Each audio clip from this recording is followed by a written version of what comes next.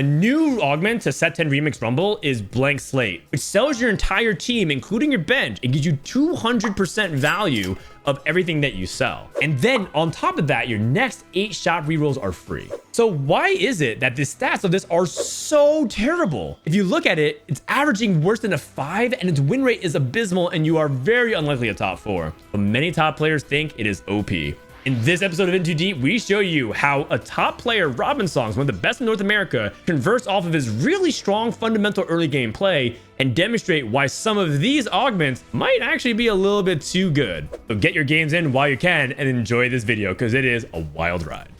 All right, so let's get into the game. Robin is currently playing in the BootCamp, which is a ladder-based competition. Let me hide my cam real quick and just show you his scores. This guy's a beast. 2-3-3-4-2-2 currently on a stream in Emerald, which is like rank 1 in North America, basically. And these kind of tournaments matter a lot to the players because it's not just money, but it's also pride on the line. In a normal tournament of TFT, you have only 5 to 6 games in a day, and you don't really get to prove yourself over a large sample size. This you do. You just have as much time as you want to grind, and may the best survive. Every day they eliminate players, and if you're last one standing, you get the most money. Robin, by the way, has won 2 boot camps over Dish Soap and Setsuko, who have been considered to be the strongest ladder players.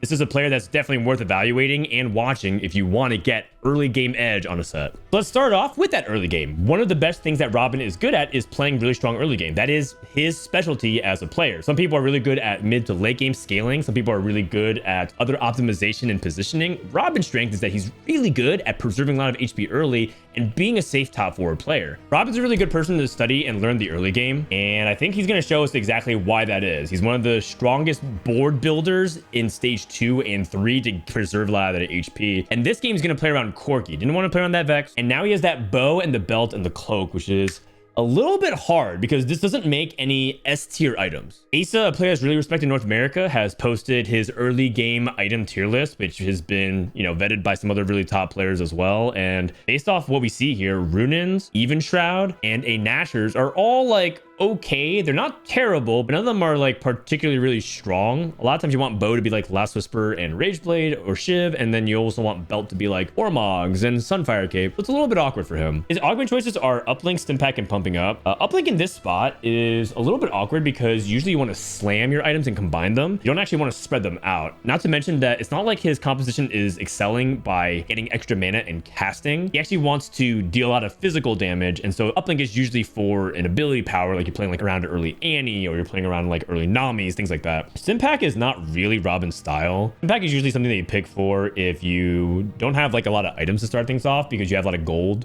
You can't make the items, therefore you're unlikely to win. You're going to be focusing on economy and less on board strength. Stimpack trades that HP so you can get items and a lot of gold. So I don't think he's in the spot for that. Pumping up is also okay, but I think the problem with pumping up is I don't think it's a lot of stats. I think that it's just a little bit on the weak side. I do like gold and prismatic pumping up a lot more. Silver's just like every round you get like 0.5%. It's just not a lot.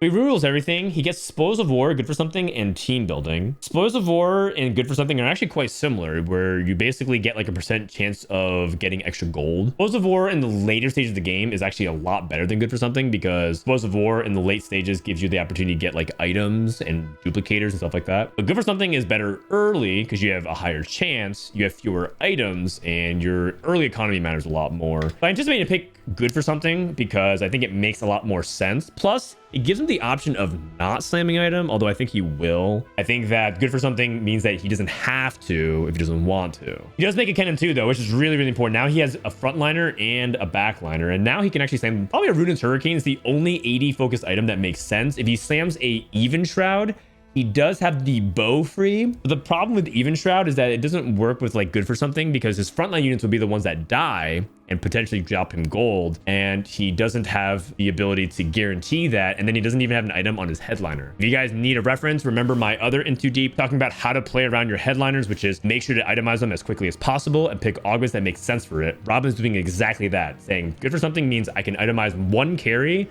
and then not itemize the other units and have a little bit of reward for that. A really good game plan so far. I didn't talk about team building. He could have picked team building because he had extra Corkis, but Corki 3 is not very good. That's just something that I think you just go and check stats and profiles and match histories. You just look at it, and Corki 3 is pretty underwhelming right now across the board. Also just from, eye test as well. He doesn't really deal enough damage in the late game to keep up with like these insane boards. So unless you're spiking Quirky 3 really quickly, you don't really play Quirky 3. And also team building is something that if you pick early and you don't use till like, you know, middle of stage 3, end of stage 4, it's like you don't really want to pick it. Off to a good start. A lot of people don't have that strong boards. It looks like he's going up against some pretty easy wins. Seems like a soft lobby in terms of the openers. And that's actually a good thing. And that's what ends up happening with silver augments. Also, one thing to note is that he had gold per augment. So it is going to be a heavy econ game. He does have the opportunity to play for like a fast 8 if he's able to rack up a lot of gold. And so for the strategy for Robin, he has to try to make sure that he plays a strong board, get that win streak, and then try to convert that to a quick level 8, and then use that to roll for a good 4 cost headliner of some kind. Robin has the option of leveling here, but the problem is that if he levels, he has to play, what, like an echo here for true damage. That would mean that he has to itemize the true damage, otherwise you don't get value off of it. True damage would synergize with cybernetic, right? So if you went back to the cybernetic uplink and if you wanted to play that style, that's where true damage becomes really strong. But I don't think in this spot he would actually go for it. And so I think from here, if I'm Robin, I'm just thinking about whether or not to pick up this Nard, and he does. And this is valuable for Robin because, you know, you just want to make sure to get those extra odds at level 5 for the next turn. Taking a look at the carousel, he wants to play on this belt. The best 2 items we talked about for belts in the early game are Warmogs and Sunfire Cape. You'll just learn that as you continue to watch streamers and play the game and look at stats. Those are just really powerful items early, and you can often draw the denominator based off of people's profiles. Robin wanted to go for Warmogs, missed it, goes for Sunfire, totally fine. Those are 2 options that are really good for him. And so now we're at level 5. We're trying to think of the best board. He picks up a Lilia, so now he has Superfan, and now he has 2 items on this Corki. Superfan is one of the best early game synergies to currently play around, and he's going to also itemize the Gnar instead of the Kennen. I like this. I think that because he recognizes that Kennen is a 2-star unit and probably overall a little bit better to hold it because the opportunity to play around the true damage. But the Gnar is likelier to stay alive longer and get more damage. Not to mention that Gnar is more sellable because let's say he wants to play around this Echo instead of the Gnar. Once he picks up Nico, he'll have the 3rd Superfan. You can sell the Gnar, put that Sunfire Cape on Echo, and now he has true damage and the Sentinel that links with that Kennen and with that Lilia. So this is really smart itemization for now. That's a little bit weaker on the surface, but just as strong once you start thinking about how Gnar gets more HP. And then you also have the ability to play for a stronger board later without having to worry about things like remover. So very nice and clean from Robinsongz. This is a really important fight for him to win. Can he do it? He's going up against a itemless Evelyn 2. That doesn't make me feel like this person's very strong. Plus, they're playing Cutting Corners, which is an economy-based augment. They don't have something combat-oriented. So Robin cruises to an easy 5 streak. Got a couple of easy wins early, snowballed, and now is able to get that done. Passes a Zac in the shop, mainly because Echo is his next unit. It's a Sentinel and a true damage unit. Zac is solid if you can play around the early bruisers, but Echo is really powerful. Has a Gnar pairs. Robin needs to think about how he wants to play for his level 6. Is he going to level early? And if he does level early, is he going to roll for it? Usually, if you're ahead, you want to capitalize on your momentum and roll for 2 costs at level 6, while having the option of opening your headliner by selling it and rolling for a 3 cost headliner. He does have a Nard 2 though, and he has a duplicator. That makes me think that we don't want to actually roll here at 6. I think we just level. We have a Nard 2. We just play this Echo, and we're good to go. And our synergies tie up really nicely. The only caveat is now we're not selling the Nard to, you know, replace the Nard with another one and put the Sunfire Cape on the Echo. That's totally fine. This is a Nard too. It's really, really solid. It's a Katarina headliner, which is just not what these items are indicating. Katarina is an AP champion and Runins is an AD. While you could get something like, you know, a really powerful Katarina setup, it's just not the moment to pivot to it. If we had things like Country and Urgot, maybe you could justify going into it because you'd be able to get that super fan item onto Katarina and snowball that with an extra glove. But the conditions aren't really there for it. So this is actually bait. And Robin, of course, ignores it completely. Probably didn't even think about it twice. Scouting around, get an easy win, continuing his streak again. Go ahead and look at these augments on 3-2. Shock treatment doesn't make sense. It's an AP oriented thing. Shiv reduces magic resistance. If you AP damage, he's an AD comp. And while he could take it, it's just not very good right now. Forge and unified resistance are much more interesting. Salvage bin is also not particularly that important. He's not hurting on items. The nice thing about Salvage Bin is that he could theoretically sell that Ruined Hurricane and then make a Last Whisper if he wants, but I don't think that's really important. Unified Resistance and Portable Forge though. Portable Forge has a lot of opportunities to miss. Robin's looking at stats. I also just noticed that Robin's hair looks like he's trying to ascend to Super Saiyan 2, but Failing. All right, man. Look, he can have TFT. At least I got him on the hair game. He rolls Portable Forge. I actually like this because Portable Forge can give you things like Deathfire Grasp and Gold Mancer and, you know, like these kinds of AP items that you just don't really want to use. So what if he ends up like missing completely and his momentum is completely ruined? Unified is guaranteed value. Plus he takes a combat augment, which complements the fact he took an economy augment. He missed positions actually here. I'm actually surprised he didn't notice this, but he has Gnar not getting unified value. He moves him up to the second row. And that's because Gnar is a 2 hex unit. So therefore you want to put him in the second row. But Robin temporarily forgets that he has unified resistance. That's okay. His macro's on point. And the fact that he's still on a streak is really big. Also, I kind of want to point out the fact that he leveled to 7. This is actually a nod to 2 things. One, he's playing in an econ portal. He's getting gold per augment. So he has more gold than usual. The second, he has an econ augment where he has good for something. So he has these units dying and potentially giving him more economy. So this is an opportunity for him to push levels, playing into what the portal is encouraging you to do, which is, hey, you have a little bit more gold than usual. Use that to continue your streak. And so while he's not making that 50, he is able to continue that streak, which is really important. Which also goes back, if you could guarantee that you could win at stage 6 without leveling, you absolutely should do that. But in this spot, there were multiple people streaking. He knows that he wants to continue that streak. And Robin, again, is very top oriented. His philosophy of climbing is make sure to keep preserving that HP and climb higher and higher with those second, thirds, and fourths. He's looking around, by the way, and remember that he's playing around Big Shot currently, and Dish Soap has Bigger Shot with Jazz Emblem Slant and Misfortune. Okay, so Robin picks a belt off Carousel, which is really smart. He doesn't have any defensive items right now. He has offensive items through Quicksilver, Runins, and Sunfire Cape. So right now he's just going to try to build that into eventually a defensive item like Warbox probably. Getting Redemption would be also valuable with Unified Resistance because you are tankier with resistances, so give yourself more HP. Also to note that he slammed Quicksilver. We didn't really talk about this very much, but it is a new updated item. It now gives you stacking attack speed, so Quicksilver is a better slam than usual. And Robin is just very slam oriented right now, just saying like, okay, it's a usable item. It's not the best, but I'm gonna go for it. And almost none of his items are particularly S tier. I guess Sunfire Cape is really considered to be very good, but now because of the way his board is built, he doesn't have to roll. He's very rich. And look, he's now at level 7, 50 gold, finds a better guardian than his Mumu, and everything looks really nice and clean. Very simple, straightforward, understandable, nothing too complex going. And he's holding extra misfortunes because he's keeping the option open of playing a similar board to Dish Soap, but he's not going to commit to it. It's actually a really clever way to go about it. He's contesting Dish Soap, but he's not going to commit to something like Misfortune Reroll. And this is also making things like rolling for those units a little bit harder as well. And it doesn't really cost him too much. He's printing gold from things like Good for Something, and he has that option. Let's say he hits a Misfortune headliner. He has a duplicator world where maybe he can snatch it away and all of a sudden grief Dish Soap. That being said, I don't think he's going to go for it. It looks like he's going to go for a fast 8 instead. And so this is one of those situations where, because of the really strong compounding effects of his early game board building decision, yes, he got fortunate with, you know, hitting things like a Gnar 2 and, you know, hitting that early Kennen, but nothing's too crazy about his board. He's just playing around quirky, you know, like a 2-star Kennen and maybe that Gnar 2. And so let's see how he goes about his fast 8. His fast 8 is going to be sell this quirky headliner, probably sell things like that Gnar and pick up that Nico, and then see what headliner you can hit around and try to play around AD if you can. The golden orb doesn't give him a tome or a spatula. It gives him extra gold. So now he's very, very rich. And the natural interval to go to level 8 is 4-2 or 4-5 because you're not going to have over leveled gold. He could level to 8 right now and you still have 50 gold, but if you look right now, he's 10 out of 48. That means he's 38 gold. If he waits one turn, he'll have 36 gold that he's to level, which is 9 pumps and stuff. And so at this point, Robin's probably okay with losing. He knows that at this point he's greeting while a lot of people are rolling, right? Look at some other people. T-Sphere just hit an Ezreal 2. Other people are rolling and trying to preserve their HP. Going against Dish Soap, who has 6 misfortunes. It's almost a certainty that contesting this misfortune is very, very bad in terms of committing to it. But holding these 2 misfortunes is making Dish Soap's lives harder by a lot because of the bag size changes. And so he loses, but again, it's well within our calculations. He's trying to trade some of that HP that he preserved early right now for a fast 8.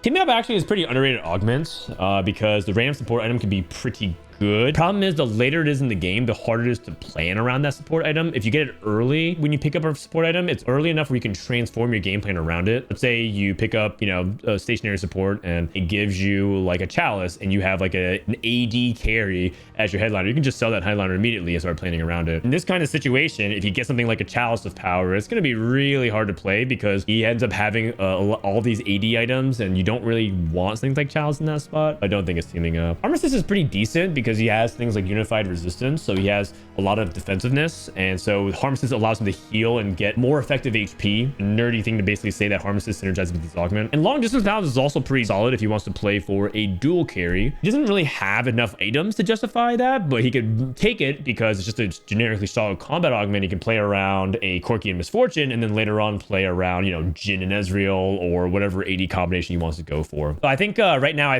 the thing that makes me look at the most is Armistice because it synergizes with our augment the most. Long distance palace actually also has synergy because you share resistances with each other, but I don't like it as much.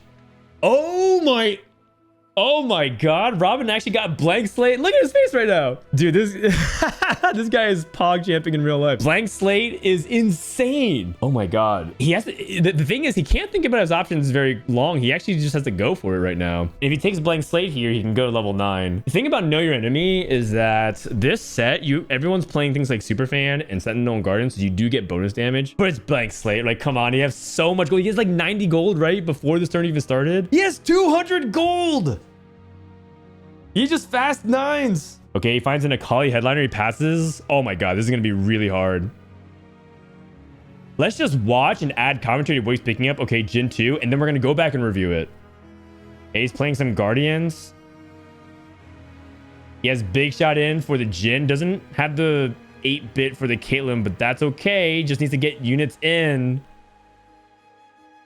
Okay, so we have a Caitlyn 2, a Jin 2, 1-star frontline, and a board, and Jin has 3 violins. He needs to sell something so he can get more violin value. Doesn't do it because he's too dizzy and he's just looking at the board trying to evaluate what's going on. Okay, a lot happened.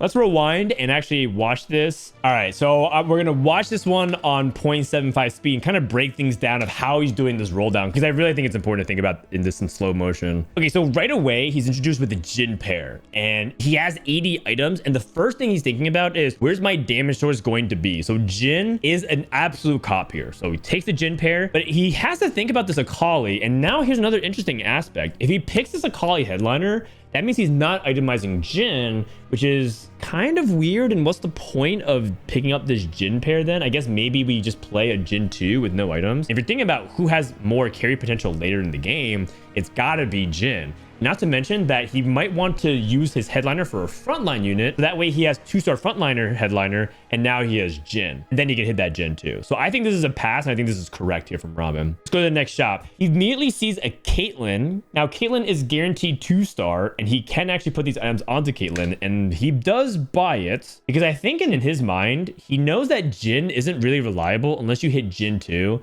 And here's the thing, he did hit a Jin pair, but the odds for 5 costs are 10% at 9. He could roll the rest of his gold and probably not hit that Jin. Also, he's at 57 gold, and he only has 5 units. He has a Caitlyn 2, a Jin 1, a Jin 1 and a Mumu, and now a Karthus and a Twisted Face. So he actually is starting to feel like, wow, if I 2-star my frontliners, let's say I hit 2 4 costs, that's 24 gold. I'm only going to have like a little bit more gold to roll, which is not a lot. We still need to fill out 9 units, which is why these kinds of roll downs are really hard. At this point, he has damage somewhat solved. He has that Jin 2 is really big, but now he needs frontline. So he's going to think about, okay, I have these 2 units. I need to play as many Guardians, Sentinels, and Bruisers as I can. In this case, he's picking up only units that make sense for synergies. He remembers in the back of his mind he picked up Jin, so he needed a big shot. Picked up a Dazzler. Okay, so we're gonna go into real time, and upon reflection, I'm gonna give this roll down a 3.5 out of 5 stars. I think he loses an entire star because did not focus on his front line enough, and clearly his front line was really bad because it caved immediately. And then the 0.5 is because of, you know, small things like, you know, wasn't really optimizing for Jin violin, and a little bit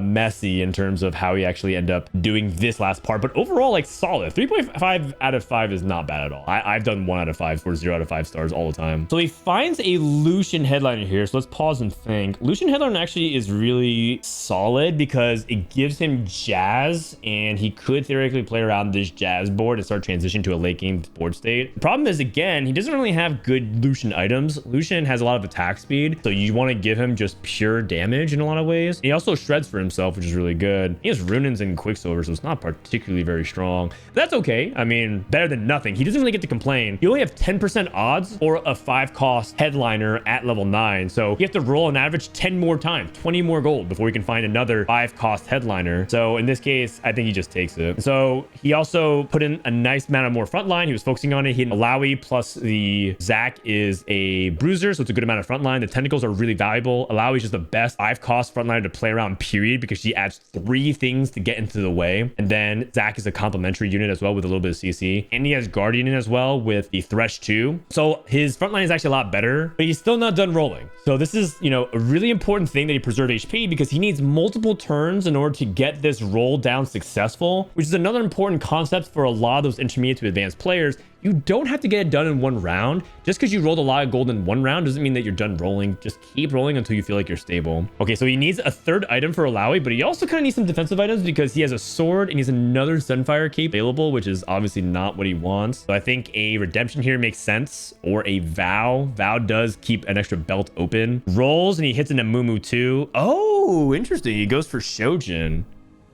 Because Jin with no items is like way weaker, and Shojin is Jin's best item right now. Has an opportunity to play 2 Threshes, but I think in this case, he's not really trying to chase like Thresh 3. And if he plays 2 Threshes, he has to cut something really important like Dazzler. And also, I think he's also fine just holding these Threshes for now. He does have a duplicator, so he could have chased for Thresh 3.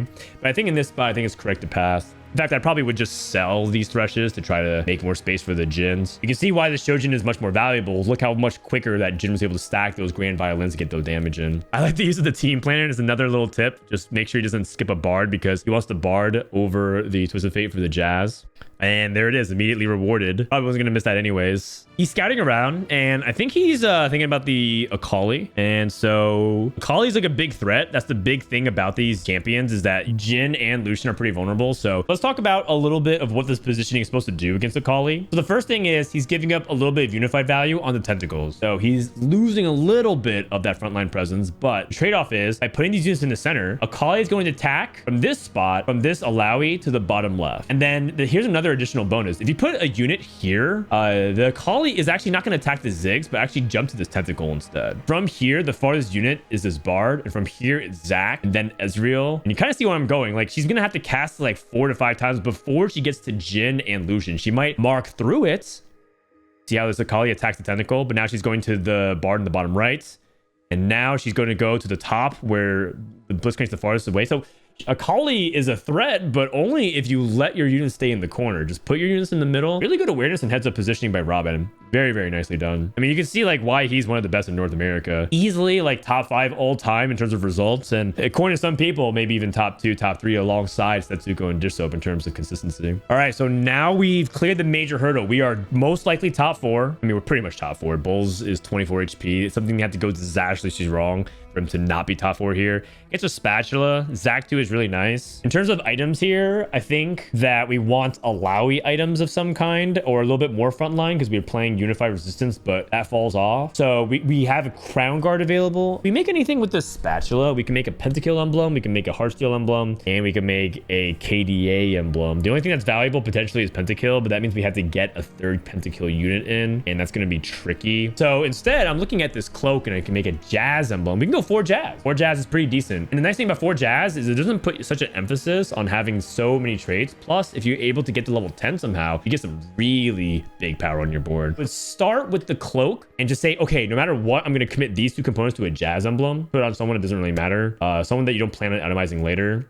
Okay, so he puts it on the Ziggs, totally fine. And then I think from here, you'd probably just make a Crown Guard because Morello and Sunfire are the same thing as Sunfire in this case. So stack the Alawi as your best defensive unit. Did not fix his positioning for this matchup, so thought a little bit too long and lost some tentacle value. I wonder if that cost him this fight, because the only thing is that we're lacking a little bit of damage. I think that's what the Jazz Emblem is nice for. It gives a little bit extra bonus damage. Oh my god, this Gen 2 is so scary with the Shojin. Bard. So he has a Bard pair. Now, the question is, how do we use this duplicator? He could use it for Alawi too. I think it's correct here for Robin to recognize that he just beat the strongest person in the lobby that was streaking before that, which was Dish Soap. So because he beat the strongest person, that means he's probably going to go to level 10. I mean, there's also the eye test. Like, it's really hard to just roll for Alawi 2 and Yorick 2 only at 9. And the only other upgrade is a Bard. I guess you can go for Ziggs as well. But again, it's not really high odds. And if you go to 10, you get much more likelihood. And remember, level 10 is the new level 9. You want to end at level 10 when you're playing for a big capped out board. I said Disho was the strongest in the lobby, but this pentakill Akali is proving me wrong. Very solid, and Bulls is now streaking. We kind of talked about how Robin is top 4 guaranteed, and he still is. I just wonder if he's gonna be able to actually win, because that looks like a very strong board. I think if he gets everything online and he positions a little bit better, you know, for certain matchups, like in this matchup, he won the Akali with the tentacles this way, but against Disho, he won something else, a different configuration. Just, you know, good positioning, and if you can get 3 items onto Jhin and Lucian and a 3rd item on Alawi, it's definite. The problem is he's only going to get 3 more items by the time this game ends, because he gets one on Carousel, he gets one at the end of stage 5, and he gets one at 6-3, and I don't really see this game going to stage 7. So we'll see. But maybe he ends up taking really good losses on both sides, like with, you know, against Dish Soap or Solus, and then we end up going to stage 7. That way we can get 3 items on everybody. Infinity Edge is the item I'm looking at right now. He's going to be second pick. Infinity Edge is the only ADM that makes sense. If he doesn't get that, probably a Hand of Justice. Nice. That's really, really good for him. And I think I want this Infinity Edge on Jhin, not Lucian, because I think that this Lucian is not very reliable with his damage, and he doesn't really have a high base amount of AD because he only has Runins and Quicksilver. Plus, I think Infinity Edge is just a better item on Jhin in general, because of Big Shot gives him extra AD, and therefore he converts that extra AD into crit, able to multiply off each other. Very, very effective. Scout Solus. He knows Celis is his next matchup and knows that Akali is in the pool, so he keeps it. Once more, Lucian in the middle. Jhin as well right next to him. Moves Alawi a little bit towards the center. I think this is actually a nice adjustment that I didn't pay attention to, but he knows that this Ahri is single target, and he also wants to make sure that Alawi stays alive. Go ahead and rewind and show you this real quick. So this Ahri is always going to be nuking whatever tank she's in front of, and almost like you should accept that whatever unit's in front of Ahri will probably die very quickly. And the Alawi dying means that we don't get to revive these tentacles. And so he adjusts very subtly this Alawi into the center, and as a result, this Zac dies. Alawi gets to cast again, revives the tentacle in the bottom left, gives the opportunity for Akali to get trolled one more time. Look, Akali actually goes to the bottom left. He probably wasn't going to lose anyways, but these are like the really small things that top players are doing to optimize and really disrupt what other players are doing. Top 4 is secured. Now let's see if we can go for top 2. Our HP lead is really high, so top 2 is almost a certainty, I think. And I think Rob's in a position where he can play for number 1, because he is 42 out of 84 on his EXP, going to go to level 10. Level 10 is usually like where you can go for a 3-star legendary. Speaking of 3-star, his chat is giving him grief about missing Thresh 3. I mean, I guess so, right? Technically, he could have made the Threshes on the bench and then pick up Thresh 3 and then use a duplicator for Thresh 3. I mean, that would have been pretty hype and maybe better than this 4 Jazz setup. I mean, Thresh 3 sounds like a lot. It's what, an 8-second stun? That should be really good. It's this 8-second AoE stun. These might still feel like a little bit on the close side, but again, these are Akali's, no match for his tentacle positioning, and yet another reason why Alawi is so important. Go ahead and skip forward and see what happens here. Beats the Drake. No surprise there. Levels to 9. Ooh, Jhin 3 on the table. Finds a Jhin pair. The awkward thing about Jhin, playing around Jhin, is that holding Jins means you get fewer violins. So that's really awkward. 3rd AD item for Jhin. I like it. And stack those carries. It's a little bit counterintuitive because he's playing around Lucian headliner, so it feels like you want to get that Lucian 3 items. But I think this is ultimately the right move.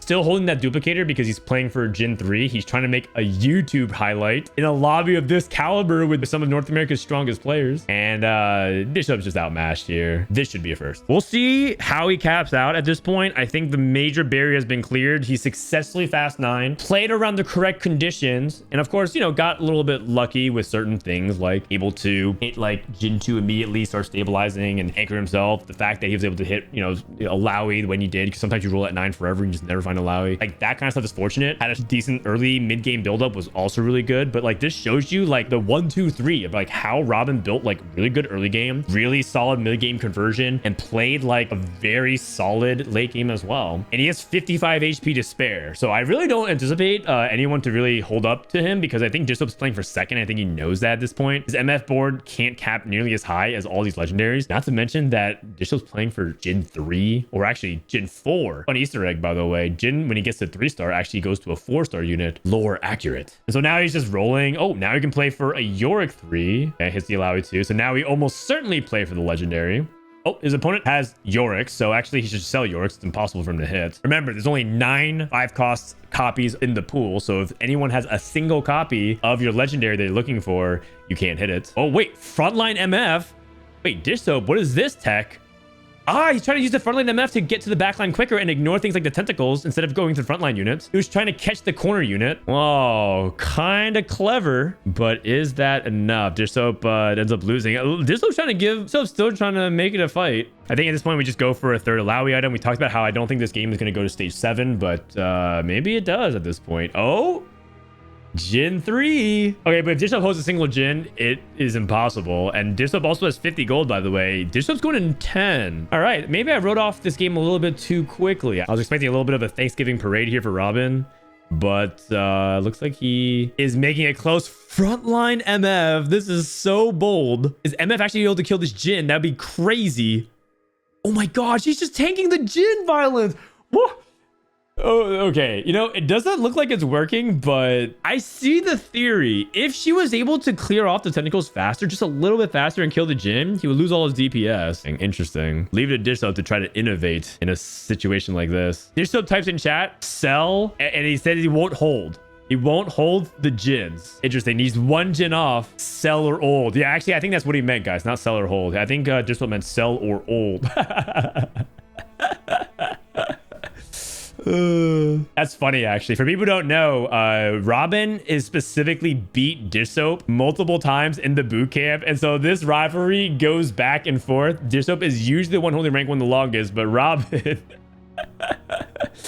able to get that win and beat the perfect player. So there you have it. A very clean game from Robin from start to finish. Shows you how to play for a strong cap legendary board, what to prioritize, and how to even make the best of, you know, mediocre items, but convert that into a high roll anyways. One of the best fundamentally sound players in North America. Definitely go check out some of his content. Thanks for watching this episode of In Too Deep. I'll see you guys next time.